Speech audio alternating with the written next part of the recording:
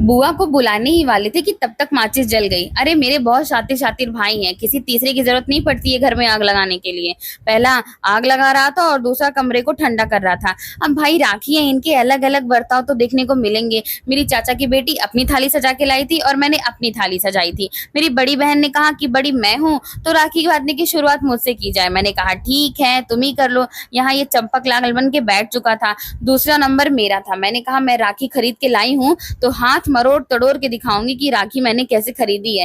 लेकिन भाई ये लोग दिखवाना ही नहीं चाहते हैं कि क्यों दिखाएंगे राखी। हाँ झूठा प्यार दिखाते हुए, ताकि मम्मी इसको डांटे ना, क्योंकि आज तो बड़ी तो मैं हूँ, बड़ी तो मैं हमेशा हूँ, लेकिन इज्जत मेरी आज ही हो रही है क्योंकि भाई झगड़ा झगड़ने में तो हो ही जाता है। और फिर उसके बाद हमें पैसे मिले। पैसे किसी को 1 रुपए भी ज्यादा नहीं मिल सकते क्योंकि हम मिडिल क्लास फैमिली से हैं।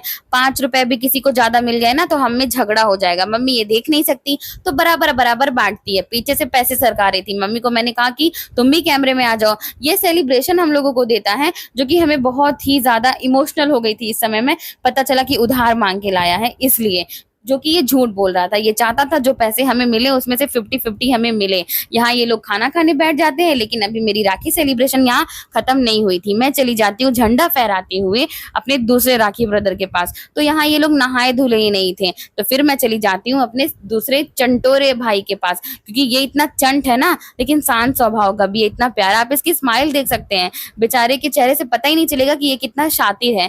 खैर उसके बाद हम इन साथिरों के पास आते हैं जो अपनी सुंदरता को बरकरार करने के लिए हमारा टाइम वेस्ट किए, लेट करवाएं, हमें वेट करवाएं, क्योंकि भाई दिन इन्हीं का है तो छोड़ो, बैकग्राउंड सही रहे, किसी के मुंह से खराब ना हो, इसीलिए हमने वहां पर्दा लगा दिया था। और यहाँ ये मेरा भाई भेड़ चाल से अलग ही क्यों हो जाता है मुझे समझ में नहीं आता, क्योंकि मैं कभी भेड़ चाल से अलग नहीं हो पाती। जहां भेड़ रहेगी वहां मेरी चाल जरूरी चली जाती है। फिर क्या हम सोचे कि खाने पीने के बाद चलते हैं छत पे फोटोज लेंगे, लेकिन यहाँ किसी का लैला मजनू अपनी लैला को याद कर रहा था। शायद उसको समय नहीं मिल रहा था बहनों के बीच में। यहाँ हवा इतनी अच्छी चल रही थी ना कि मेरा कपड़ा मेरा साथ दे ही नहीं रहा था। हमने थोड़ा फोटोज वीडियोज लिए, उसके बाद मेरा मन भर गया राखी बिता के। मैंने कहा अब चलती हूँ घर और आराम से सोऊंगी, छुट्टी का मजा लूंगी। तब तक देखती हूँ एक अंकल जान पे खेल के अपने आप को पता नहीं कहाँ जाते, और मैं यहाँ अपने कैमरे को ठीक करती हूँ और घर जाती हूँ। बाय।